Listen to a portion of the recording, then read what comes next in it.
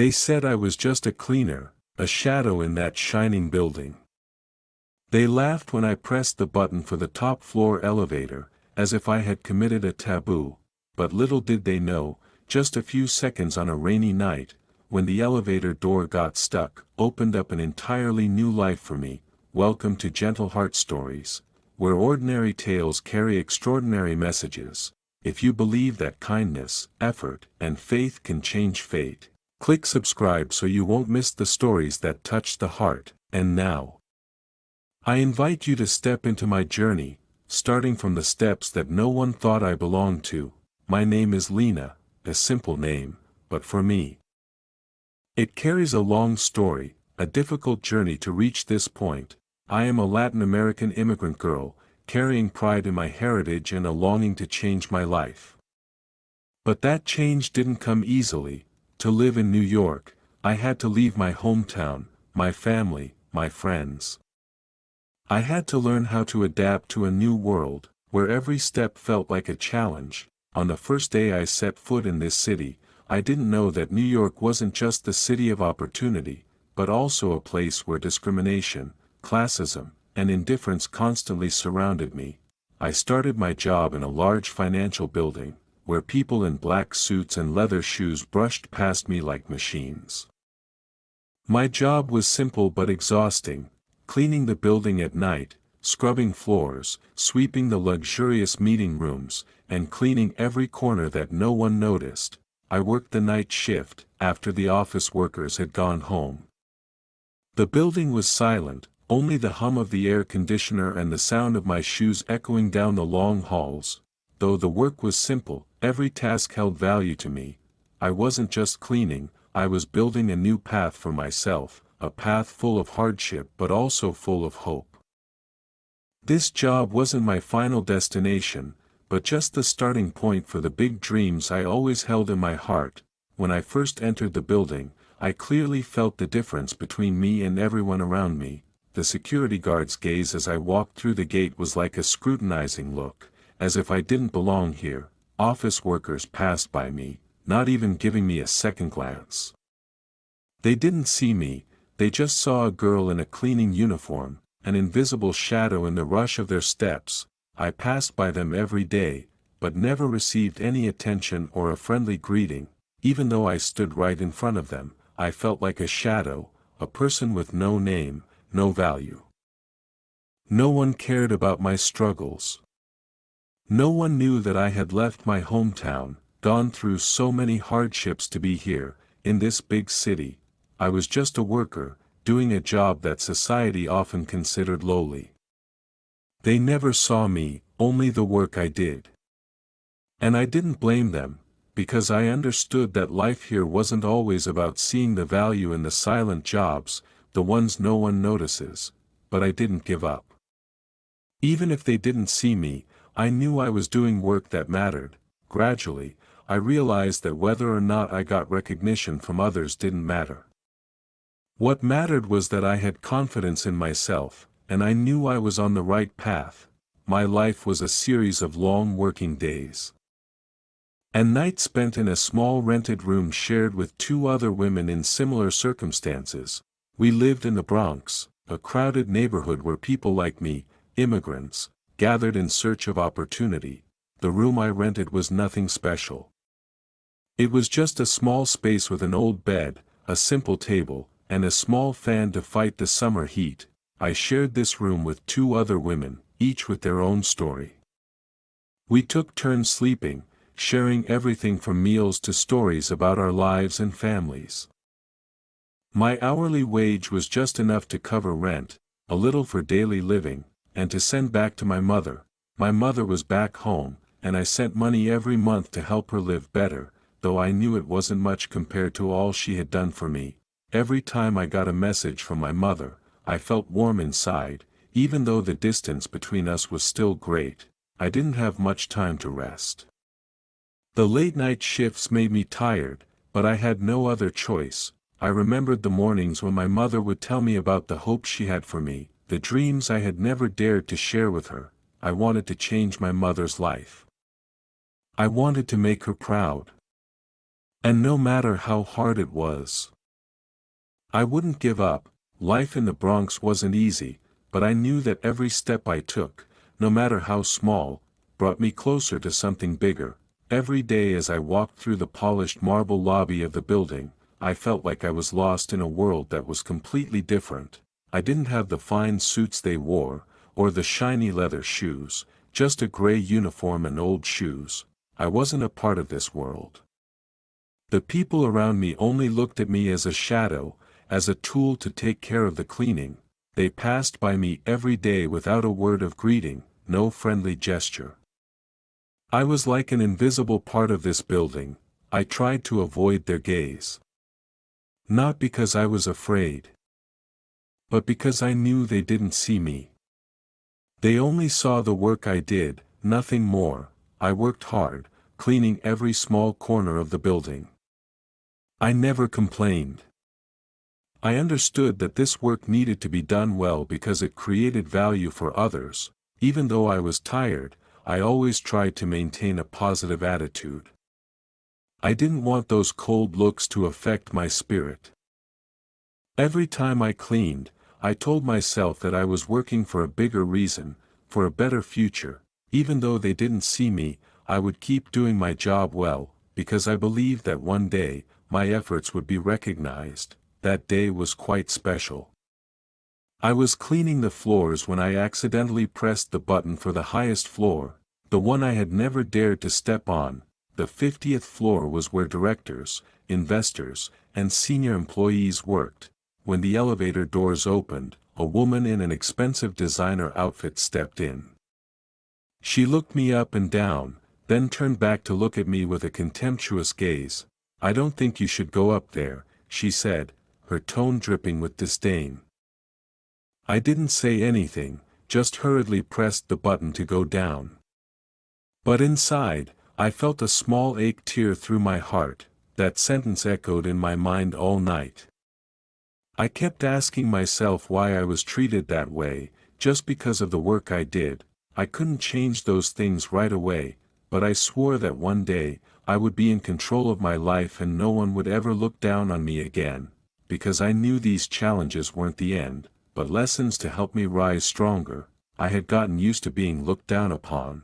From the first day I came here, I knew that life wasn't for the weak. And I didn't want to be weak. Every night, when I worked on the top floors, cleaning areas that no one paid attention to, I would sometimes stop and look out the window at the sky. The night sky in New York was beautiful. Even though sometimes it was obscured by the city lights. I often told myself, one day, I'll be up there, on these high floors, and no one will look down on me anymore. I knew the road ahead was long and difficult, but I would never give up on my belief in myself, and even though no one saw me, no one knew who I was, I would keep working hard every day, because I believed that one day, the light would shine on me. I would no longer just be a cleaner, I would be someone everyone in this building would have to look up to.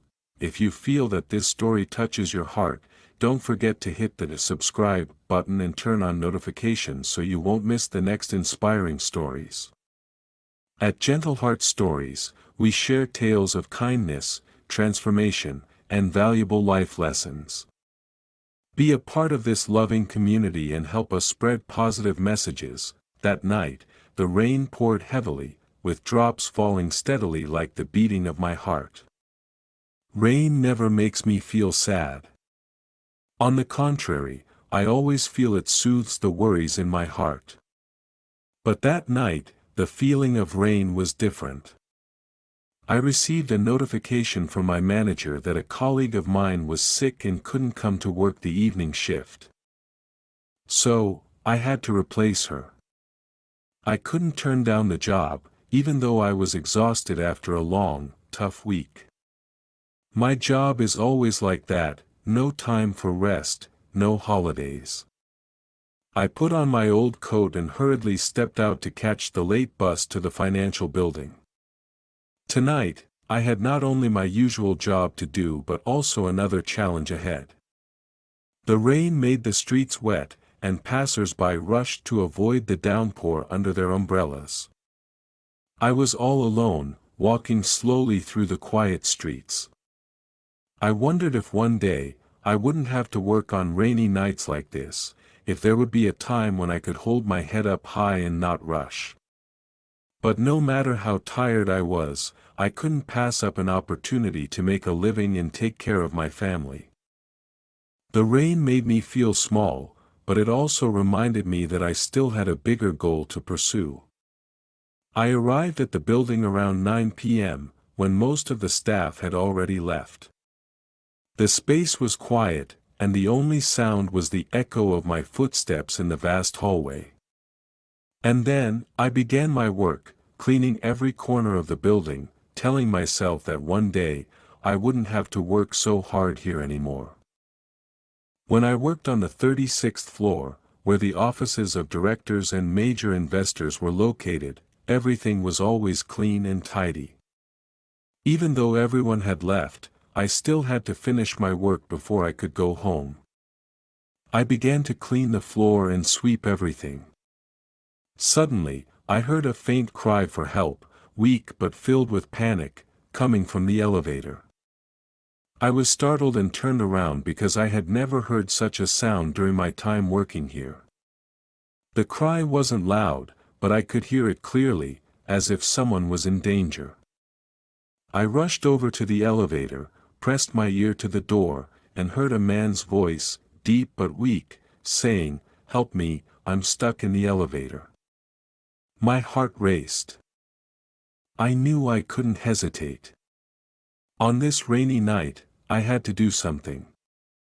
I tried to be patient as I heard him say he had been stuck for almost an hour. The elevator door couldn't open. I felt very worried. Without immediate help, he could be in serious danger. But I didn't know what to do besides call for rescue. A sense of confusion crept in, but I tried to stay calm. I started running through the floors to find maintenance staff, but there was no one left in the building at this hour. I went back to the elevator, looking at the closed elevator doors, thinking I had to do something to prevent the man inside from panicking. At that moment, I knew I had to stay and talk to him to calm his nerves.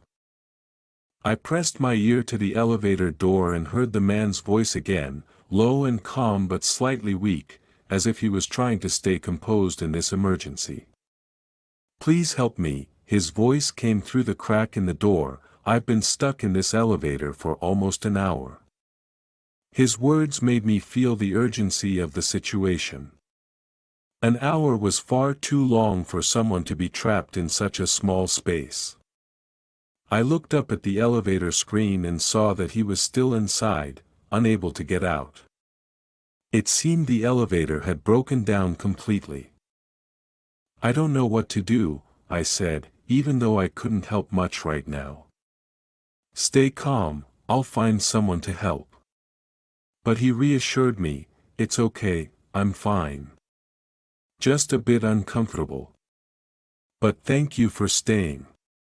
His voice was calm, though I could sense the weakness in it. I knew he was trying to remain patient, but I couldn't leave him alone in that situation. I stood outside the elevator, continuing to talk to him to help him forget the feeling of being trapped. We started talking about simple things, meaningless stories to lighten the tense atmosphere. "How long have I been working here?" he asked. "You seem like a hard worker." I just smiled and replied, "I do this job because I have to support my family." And from there, our conversation became more natural, as we began sharing stories about work, life, and the little things that happen every day.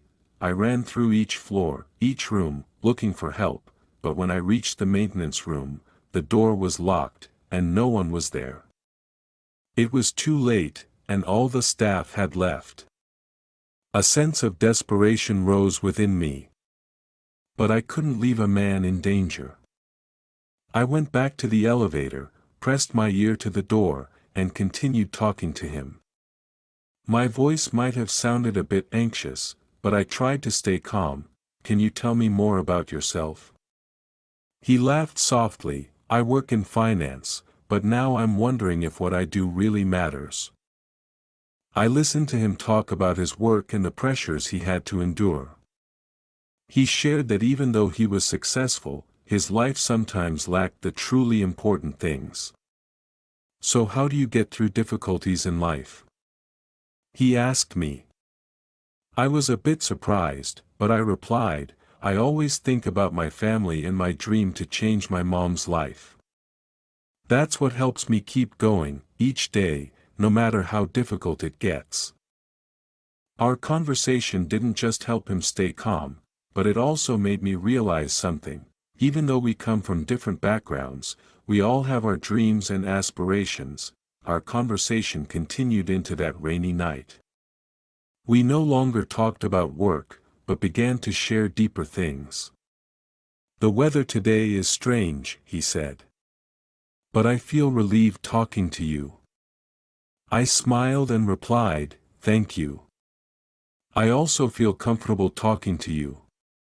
We shared moments in life that no one notices, the small joys we sometimes overlook because we are too busy with work. Gradually, our conversation turned to life, our goals, our hopes, and the reasons that made us wake up each morning. He asked me, so why do you do this job? I didn't hesitate to answer, I do it for my family. My mother is in the countryside, and I want to take care of her. A simple but sincere answer from the bottom of my heart. What I'm doing is not for money, but because I know that one day, life will change.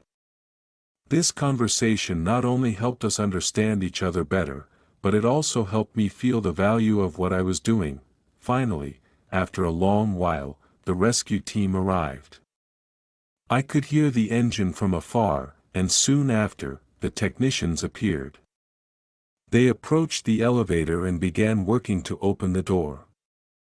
I stood outside, anxiously wondering how he was doing. Finally, when the elevator door opened, I saw an older man. He was wearing simple clothes, not the flashy appearance of those I usually saw in this building. But his eyes were strange, very deep, as if he had seen something I had never understood. He looked at me and smiled gently, thank you so much. Without you, I might have panicked. That smile wasn't just a thank you, it was a shared connection, something I had never felt from the people I had met. I just smiled back and said I was just doing my job. But deep down, I realized that sometimes, the small things can unexpectedly change lives.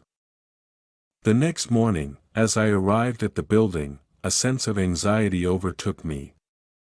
I hadn't been able to sleep at all the previous night, as I kept thinking about the events from the evening before. The stories and the look in the man's eyes in the elevator still echoed in my mind. I couldn't forget the feeling of helping him. It felt like I had done something far greater than my usual small daily tasks. However, when I received a call from the management department that morning, my heart seemed to stop. Lena, could you come up to the management office right away? The manager's voice sounded very serious, and I immediately sensed that something was wrong. I was so nervous that my hands and feet began to tremble. It felt as if I had made a huge mistake, and now I would have to face the consequences. Am I going to be fired? I asked myself. I took a deep breath, trying to stay calm, and went up in the elevator. As the elevator started to ascend, I felt every floor pass slowly, as though time was stretching, and I couldn't escape the heavy feeling weighing on me. When I stepped out of the elevator, my heart was pounding, and I was more nervous than ever. The management office looked so serious, with its shiny black leather chairs and warm yellow lighting. I stood there, my hands clutching the edges of my coat, waiting for their next words. As I entered, a staff member said, Ms. Lena, there's a guest who wants to meet you on the 50th floor. I froze, not understanding why someone on the highest floor would want to meet me, a regular janitor. The 50th floor. I had never been there before. I wondered if I was even worthy to step into the world of the wealthy and powerful. For the first time in my life, I felt like I was about to step into a world completely different from the one I worked in every day. And all my thoughts focused on the question, could this be a big change in my life? I couldn't believe my ears when I heard that. The 50th floor, a place I had never even dreamed of. I was just a janitor, so why would someone from this high up want to meet me? My mind was full of questions, but I didn't dare ask any more. I hurried out of the management office and went straight to the elevator. As I waited for the elevator, my anticipation surged again. The doors opened, I stepped inside, and pressed the button for the 50th floor. I felt like a stranger stepping into a whole new world. I didn't belong here. The numbers on the elevator's panel passed by, and with each floor, the difference became even more palpable. The 50th floor was a place I had only imagined through stories of successful people. It wasn't just the office of investors, it was the domain of those with vision and power. It felt as if I was walking into a palace I had never even dreamed of. When the elevator stopped, the doors opened, and I stepped out, my heart racing, unable to calm my nerves. It seemed like I was about to meet my destiny, and I had no idea what awaited me. As I entered the corridor of the 50th floor, I couldn't help but be amazed by the luxury, modernity, and attention to detail in everything. The artwork on the walls, the shimmering lights reflecting from the polished wooden floors, this was a place for those who had risen from hardship, a place I never imagined I would step into. Everything here made me feel like I had entered a dream world, where I could touch the things I had always longed for. Walking on the polished floors of the 50th floor, I felt like I had wandered into a completely different world. The atmosphere here was so different from the lower floors I had worked on before. Everything around me seemed lavish and full of power. I tried to stay calm, but my hands still shook, unable to control my emotions. On the walls, expensive works of art were displayed, making me feel like an intruder in a grand, ancient house. The large paintings, the luxurious decorations, they all spoke of wealth and class. I had never seen anything so luxurious, and I had no idea how to fit in with the atmosphere here. My footsteps echoed in the quiet space, like the steps of a stranger in a world that would never belong to me. The distant sounds of voices from meeting rooms and the laughter of successful people only made me feel smaller. I reminded myself that I was just a janitor, a lowly person with nothing special about me. The people here might never see me, and they certainly wouldn't know I existed. But I couldn't help wondering if there was any chance to change my life. I sighed and continued walking through the space, each step bringing me closer to the place where I would meet him, the man who would change my life in the most unexpected way. The office door opened, and I froze in front of the scene before me. He was sitting there, in a corner of the large room, near the window, with the light from outside pouring in. The view from here was breathtaking, New York City glowing under the night lights. But what surprised me wasn't the view, it was the man sitting there, looking out toward the city. It was the same man I had helped on that rainy night, the one stuck in the elevator. He wasn't dressed in the fancy clothes I had imagined, he wore simple attire, but his eyes were very different. There was a calm and determination in his gaze, as if he had gone through many challenges in life and learned to view everything deeply. He turned to look at me and smiled. It wasn't a smile of someone trying to show their nobility, but a sincere smile, as if he truly thanked me for helping him in his time of need. I felt the warmth and gratitude in his gaze. "Hello, Lena," he said. "I'm glad you could come here." His voice was deep, soft, yet full of determination. It felt like he wasn't just a successful man, but someone who truly understood the value of the small things in life. I stood still, unsure of what to say, but he invited me to sit down and said, "I want to thank you." I couldn't believe that someone like him would want to meet me and thank me. What I had done was a small gesture, but to him, it was something very special. He smiled gently and said, "I'm Benjamin Carter, an investor in New York. I never thought I would meet you, Lena, a simple girl like you, but you made me feel like I found something very important in life." These were words I couldn't believe. Someone like him, a major investor in New York, had taken the time to thank a janitor like me. This feeling was so different from anything I had experienced before. I was just an ordinary worker, but now, I was sitting across from a powerful man who had changed my life with just one unexpected meeting. "Thank you for helping me that night," he continued. "At that time, I felt trapped in everything, unable to find a way out. But you were there, keeping me calm and helping me overcome my fear."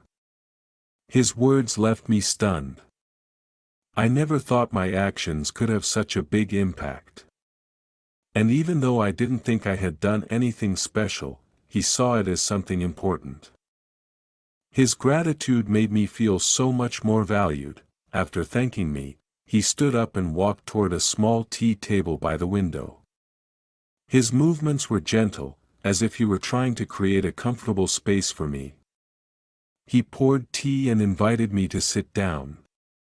I sat, still unable to believe what was happening. "Lena," he said, "now I want to hear about your dreams. I believe you can do something much greater than what you're doing right now." This was the first time in my life someone had asked about my dreams. People had always looked at me with disdain, as if I were nothing special. But now, the man before me wanted to hear about my dreams. "What do you want to do in the future? Do you have any dreams?" He asked again. His question took me by surprise. I had never thought about having a better future. But now, with the sincerity in his eyes, I felt a strong motivation rising inside me. I couldn't think right away, but I began to tell him about the dreams I had never voiced before. If you feel that this story touches your heart, don't forget to hit subscribe and turn on notifications so you don't miss out on the next inspiring stories. At Gentleheart Stories, we share tales of kindness, transformation, and valuable life lessons. Be a part of this loving community and help us spread positive messages. When he invited me to sit down and began asking about my dreams, I felt a strange sensation. I had never shared my dreams with anyone. They were too far out of reach compared to my reality. But looking into his sincere eyes, I suddenly realized that perhaps this was the opportunity to truly express the dreams I had kept hidden for so long. I took a deep breath and began to tell him about my childhood dream. I remember clearly sitting with my mother, dreaming of a different future. I had always hoped to go to college, to work in social services, to help immigrant women like my mother, women who struggle to find their place in this country. My mother always told me that no matter how tough life got, as long as we had knowledge and a career, we could change everything. But due to hardships, I never had the chance to pursue those dreams. I had to take on physical jobs just to make ends meet, and those dreams remained nothing more than vague images in my mind. I told him about how my mother, as an immigrant woman, did her best to overcome all the challenges. She always encouraged me not to give up, but the reality was never easy. I told him about my deep desire to change, to learn, and to help women like my mother, and in doing so, to change their lives in one way or another. He listened without interrupting, and I could feel his empathy in every glance. That was the first time I felt truly heard, as if my dreams were not hopeless. As I shared my dreams, I couldn't help but mention the shame I had faced throughout my life. I always felt like I had to hide those dreams, afraid to share them with anyone for fear they would think of me as a dreamer. Every time I looked at my janitor uniform, I was reminded of the early mornings I had to wake up to go to work, diving into heavy tasks that no one saw. In the eyes of many, I was just a janitor, a lowly person, with nothing special. And people like me, they had no right to dream big. When I thought about my dreams, I always felt an invisible barrier holding me back. How could a girl like me, in a janitor's uniform, have big dreams? How could I dare to dream of a different future when everything around me told me I would never escape poverty, never change my destiny? Every time I wanted to talk about that dream, I was afraid of being laughed at. Afraid they would call me unreasonable, a hopeless dreamer. That's why I learned to keep all my thoughts to myself and never share them with anyone. But sitting in front of him, I felt a huge difference. He didn't look at me like others did. His gaze didn't contain judgment or disdain, it was understanding and empathy. After I finished my story, he didn't rush to reply, but sat quietly as if reflecting on what I had just said. I felt a little embarrassed by his silence, but I didn't want to break it. And then, after a long pause, he spoke in a deep voice, "Lena, I understand how you feel. I was once a child looked down upon because my father was a gardener. People always looked at us with contempt, as though we were worthless. But I learned that a person's worth is not defined by their job or background. A person's worth comes from their dreams, from their efforts to overcome difficulties." When he said that, I was surprised. I never imagined that he too had been looked down upon, that he had once felt worthless because of his background. But now, he was sitting here, on the 50th floor of a skyscraper in New York, one of the biggest investors. This made me feel a new sense of belief in my ability to change my life. His eyes were full of determination and strength, and when he spoke those words, I felt as if a new light had appeared in my mind. His words were not just empathy, but a deep encouragement, helping me realize that I could change, that I could rise above, no matter where I started from. After sharing his experiences, he unexpectedly made an offer that left me in disbelief. "Lena, I want to give you an opportunity," he said. "I run a training center that I fund. It's a place that helps people like you, women from the bottom of society, but with the potential to change their lives." When I heard this offer, I felt as if I were living in a dream.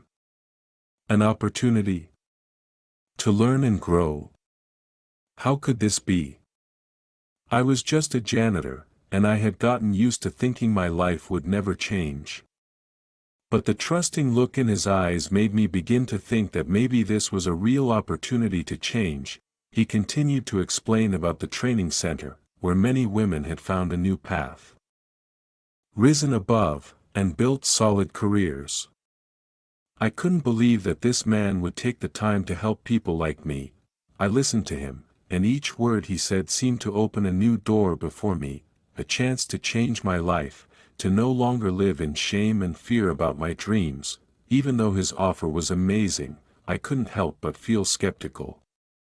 Did he truly believe in me, or was he just pitying me because of my difficult circumstances?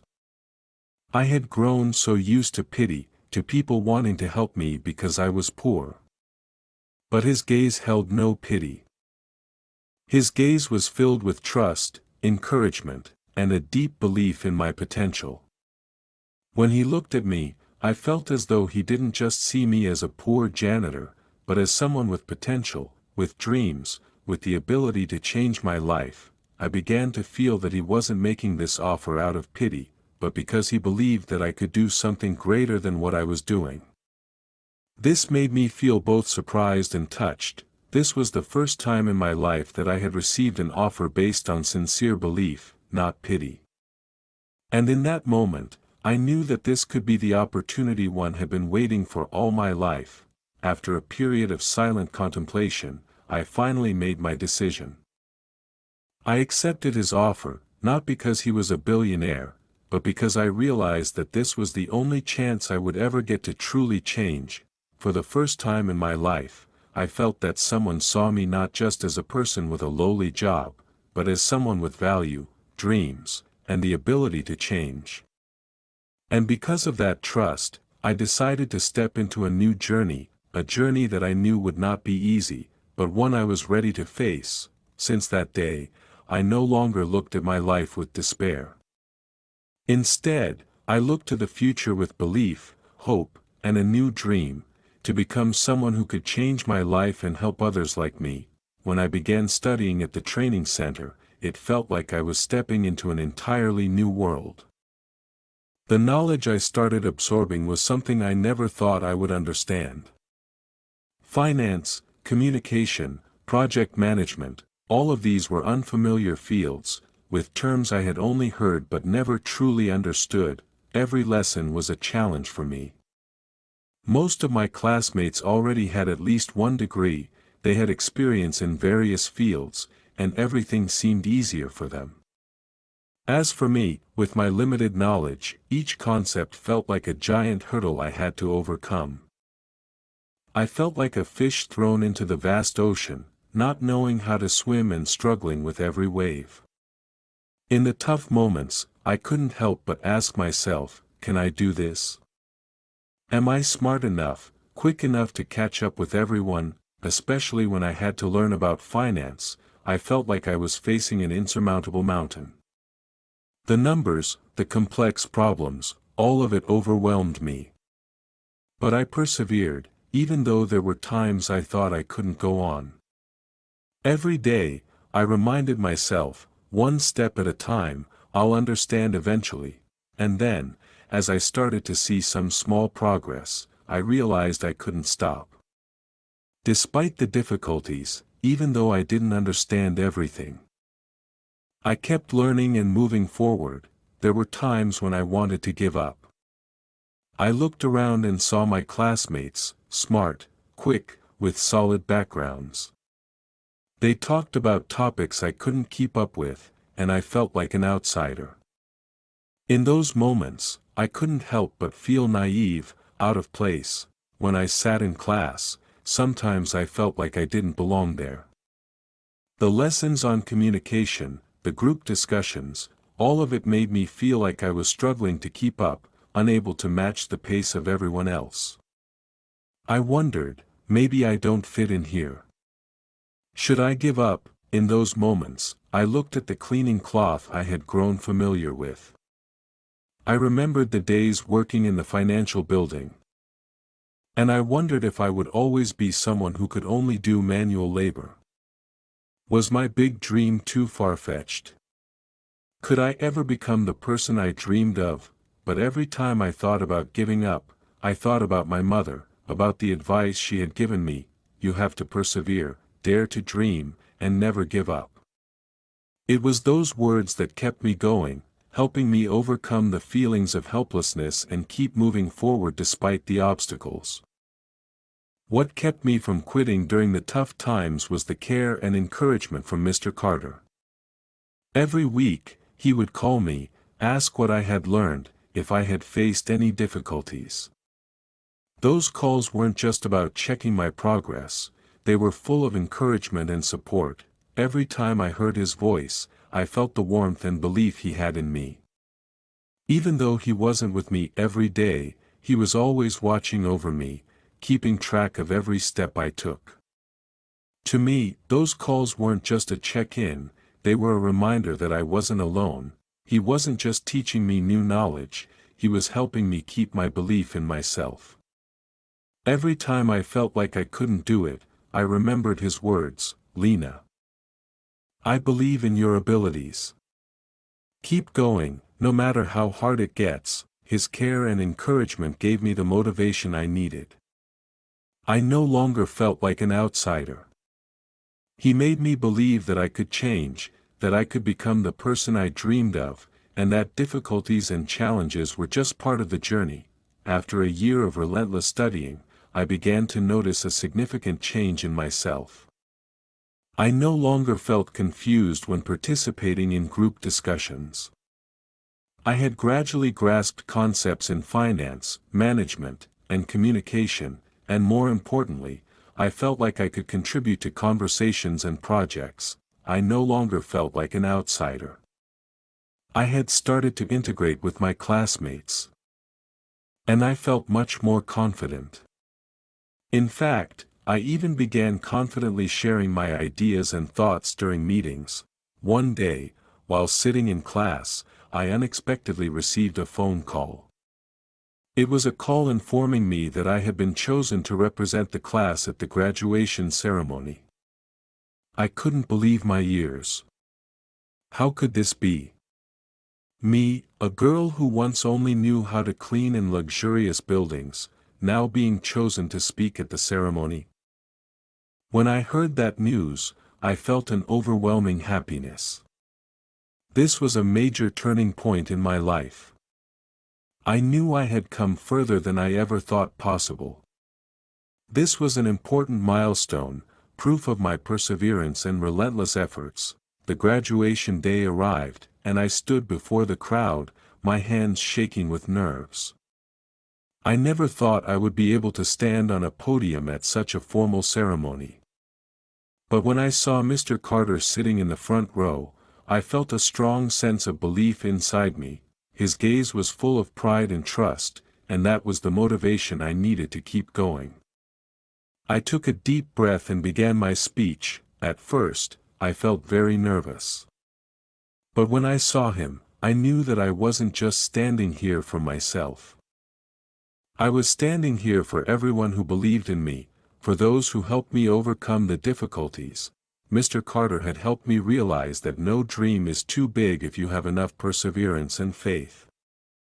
And today, I stand on this podium, not because of magic, but because of my own unceasing effort. As I began my speech, I couldn't hold back my emotions. I said, I used to be the one cleaning the floors in this very building. And today, I stand here, not because of magic, but because someone believed I deserved it. These words weren't just a statement, they were the entire journey of mine, from a girl who only knew how to clean to someone who could stand on a podium and share her story with others. I felt proud of what I had accomplished, and I knew that this journey was only just beginning. The feeling of standing on that stage, sharing my story with others, was something beyond words. That was the moment I realized that nothing is impossible if you have enough belief in yourself and never stop striving. After the graduation ceremony, still overwhelmed by the emotions of what I had achieved, another big surprise came. Mr. Carter, the person who had always believed in me, invited me to intern at one of the women's support funds he had founded. I couldn't believe my ears. Me, a girl who once only knew how to clean, now had the chance to work at a major organization aimed at helping women like me. Looking back to the early days when I first came to the training center with nothing but a vague dream of a brighter future, I never imagined that I would have this opportunity. But that was a fateful moment, a door opening from the very struggles and challenges I had overcome. When I entered the Women's Support Fund, I felt certain that I was on the right path. What I had learned at the training center now wasn't just theory. It was practical knowledge, enabling me to contribute to this work. I could help other women, those who were struggling to have the same opportunities one had. It was a great honor, and I knew I would never look back. I would always strive not just to change my own life, but also to help change the lives of others. 3 years later, I was no longer an intern. I had become the director of the Immigrant Women's Support Program in New York. I had worked tirelessly, and gradually, I proved my abilities. The time I spent at the fund helped me grow immensely. My job wasn't just about helping immigrant women find employment opportunities, it was also about helping them rebuild their lives after difficult times. Every story, every smile, every change in their lives made me feel that I was doing something meaningful. There were days when I felt exhausted, and sometimes I wondered if I could do more. But then I would think about my own journey, about the challenges I had overcome to get to where I am today. I knew that what I was doing not only benefited me, but also helped many others. And that was the motivation I needed to keep going, to keep striving every day. I had not only changed my life, but I had also helped change the lives of others. That made me feel proud and full of energy. This journey wasn't over, and I knew that every step would lead me to a new destination, a new goal. One day, I decided to return to the building where I had once worked. This was the place I had once walked through with only a bucket and a mop. This was the place where I had been looked down upon, treated like an invisible shadow. But today, I wasn't coming with a bucket. I was there to host an inspirational seminar for women struggling with life's challenges. As I walked into the building, I didn't feel fear or shame anymore. I knew I had changed, and my life had changed as well. I was no longer the girl who cleaned the floors. I was a strong, confident woman, capable of sharing my story with others. My seminar wasn't just a talk, it was an opportunity for me to share the lessons I had learned throughout my journey. I wanted the women in the room to understand that they, too, could change their lives, that nothing is impossible if they believe in themselves and never give up. As I stood at the podium and looked into the faces of those listening, I felt an overwhelming sense of pride. I knew I had done the right thing, and I knew I would continue to do so, helping those who needed me. After the seminar, a young Dominican girl approached me, her eyes sparkling with admiration and curiosity. She shyly asked, "Did you really used to clean here?" Her question reminded me of the tough days when I was just an anonymous girl, silently working in the shadows. I smiled and replied, "Yes, I did. And you can do more than that." My answer wasn't just advice, it was a confirmation that anyone can change, no matter where they start from. I looked at her and saw in her eyes a desire, a big dream. I knew she could do it, just like I once thought I couldn't. But it was the belief in myself and the perseverance that helped me get to where I am today, and I believed she could do it too. My life didn't change because I met a billionaire. In fact, that wasn't the determining factor. What truly changed my life was that I didn't give up on kindness, even when I was looked down upon, dismissed. I learned that life isn't just about achieving success or wealth. Life is about holding on to your values, keeping your heart intact, no matter how many challenges you face. I didn't give up on myself, I didn't give up on what I believed was right. Even when I was looked down upon, I kept working with all my heart, helping those who needed me. And it was that kindness that opened doors I never thought possible. Now, looking back, I realize that it was the challenges, the moments of being looked down upon, and the tough times that helped me grow. I learned that no one can define your worth except yourself. And sometimes, those moments when it feels like every door is closed are actually when the greatest opportunities open up. Today, I stand where I once thought was impossible, with a heart full of gratitude. Thank you, Mr. Carter, for believing in me when I never believed in myself. Thank you to those who saw the potential in me, even when I was just an anonymous girl cleaning floors. And thank you to myself, for not giving up, for always holding on to my dreams despite the obstacles. Each of us can change our lives, no matter where we start from. Life isn't about what we have, but about what we do with what we have. Believe in yourself and never give up, because this world has many doors waiting for you to walk through. If you feel that Lena's story has inspired you, if you believe you, too, can change your life, click the subscribe button and follow the Gentleheart Stories channel. We bring you stories full of inspiration and motivation to help you continue on your path, no matter the challenges ahead. Don't miss out on the stories that can change your life. Subscribe today and join us in reaching new heights.